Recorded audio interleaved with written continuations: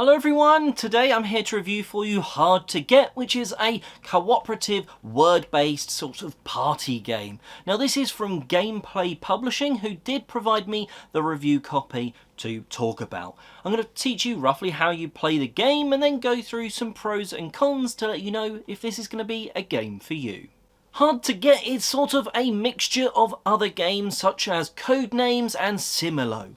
You are going to have one player as a clue giver and the rest of the team is cooperatively trying to work together to either, in some rounds, exclude words and in the final round choose the word that's being indicated on the grid.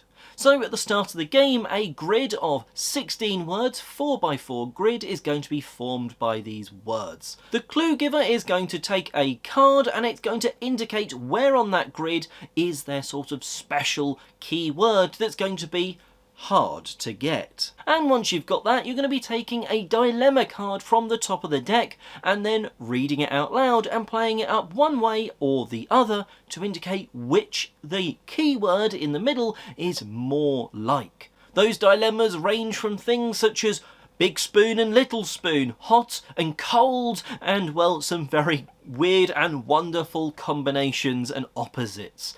You're trying to use them and say, well, this is much more like mashed potato than it is French fries, but you might be trying to mean it less food orientated and more, well, it's a bit fancier than a French fry, a fast food sort of thing. Maybe you're trying to say it's quick, like a French fry rather than a mashed potato, and that's why you're playing that dilemma card that way up. Across the 5 rounds, as the clue giver, you are going to be revealing one of those dilemma cards, reading the 2 options and saying which one the word is more like. Each round, the other players that are guessing which words you're trying to either exclude or the one that you're really trying to refer to, they must get rid of one word from the grid. They can get rid of more than that, but they have to get rid of one. Then, once they've decided to stop, you can then say whether the team, because you're all working together, is still in. Is that word that you were hinting at, is it still on the table or has it been removed? If it's been removed, unfortunately, you lose and you can go again. However, if it's still on the table, you're in and you can go to the next round. The 5th round is a little different as it's no longer about trying to exclude cards as such, although you still can. It's all about trying to find out which is the one word that the clue giver was trying to hint towards. You do that and hopefully you win as a team. There is a variant rule that you can play, but as that doesn't sort of change the gameplay, we'll cover that later in the review. But let's talk first of all about the production quality. Now there's a few things that I really do like in this. First of all, the words are very clearly written and they're also in 2 directions. So you look at one of the word cards, you can read it from your direction, but it's also sort of upside down. The other side of the table can read it as well. Those word cards are also double-sided and, you know, you flip some of those over and you've got a very different grid from one game to the next without even using the rest of the word cards that are left in the box. So I really like the fact that you've got a huge amount of variety in there. You've got everything from candy floss and donuts to Mike Tyson and some, well, many more options. So you've got some really weird, quirky things that you're trying to work around and, well, you're trying to give these clues, and sometimes the clues are helpful and sometimes it might leave the guessers around the table scratching their head a bit.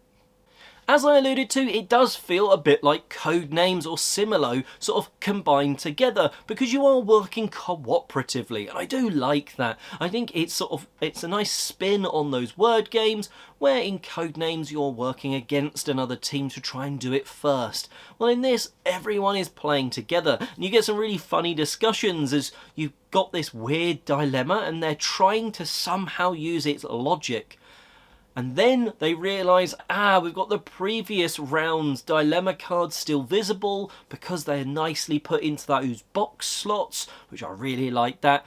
And that just means they can look back at those clues and go, oh, Well, if we combine these two clues, maybe that does get us somewhere, rather than just sort of using each clue as they come individually. So I really do like that, and it keeps pretty much everyone involved. It can mean at times that when you're the clue giver, you are sort of sat there, not silently, but pretty much silently, as you're not allowed to really help them, just sort of watching and listening to what they're doing. But then hopefully that's going to help you when you pick the next dilemma card up to know how the rest of the team are thinking for when you give that clue. Now, we certainly have found that as a team, it's often hard to get the word that's being sort of mentioned, or the keyword that you're trying to get there on the table. Often the clues that are coming off those dilemma clue cards, it could go one way or the other, and maybe you've just gone down the wrong trail of thought. And well, then you shuffle the cards up and you go again, and it's very nice and simple, very easy, so everyone round the table gets a chance almost as that clue giver. It's like a really good sort of amount of time where everyone gets to be involved and do that role. So it is hard. There is, however, a variant, if you're finding it easy, that means you only get 4 rounds rather than 5.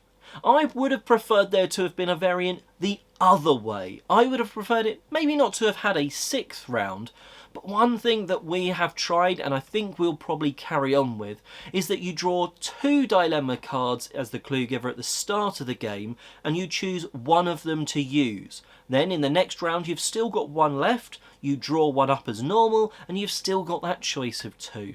It just feels sometimes those dilemmas are really limiting, and you're like, well, regardless, they're probably not going to be useful to the team, and just having that extra bit of choice, I think it felt a bit nicer, and it felt like as the clue giver you could be giving useful clues all the time.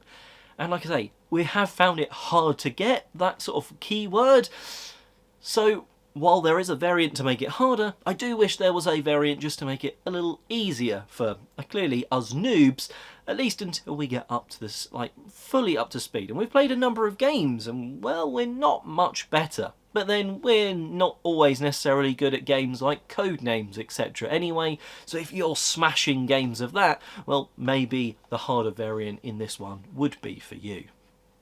On the side of the box, it does say that the game is playable with 2 to 12 players. Now, while I think it 100% would be, and to be honest, you could play it with as many people as you wanted, I think sort of, you know, that 2 to 6 player range is probably where the game's going to shine. Because lower player counts, you're able to give the other player clues, maybe almost do it based on what the other team member, if there's only one team member working with you, right, I've got this dilemma, I can use it to be exactly how they're thinking, and you can try and get on each other's wavelength. When you start to get more people, then they start almost squabbling over, like, well, I think a donut isn't like a French fry, it's much more like a mashed potato. And then it's like, but it's fried, and you get these sort of contrasting sort of opinions. When you get too much near that sort of 6 player count, I think there's almost too many voices, too many cooks spoiling the broth, and you almost, at that stage, well, you've got enough sort of voices going on, you don't necessarily need more, but it is definitely playable. It just might take a little bit longer than the normal gameplay length, which is around sort of 10 to 15 minutes. So overall, while we have definitely found it hard to get in terms of getting the keyword, we've had a very, very low success rate over the games we've played. We have been very much enjoying it, and we've been enjoying those decisions of, right, if you're choosing the dilemma card, which way am I putting it? If you're not, why did they put it that way up? What are they trying to tell us with that very limited or different style of information? Well, they didn't say it was like this, so let's rule those cards out, and we've really liked that. If that sort of word association, cooperative gameplay is going to be for you, then Hard to Get is definitely going to be worth a play for you. If, however, maybe you don't like being put on the spot when you're choosing that dilemma card, or if you find whether saying, like, duct tape is more red or blue, and that's not going to be for you, well, this is maybe one to pass up on. But we have very much enjoyed Hard to Get, and I think you might too. Hopefully this has helped you determine whether it's going to be for you or not, and hopefully, if that's the case, hit that like button, let us know in the comments section below, and until next time, have a hard to get good day.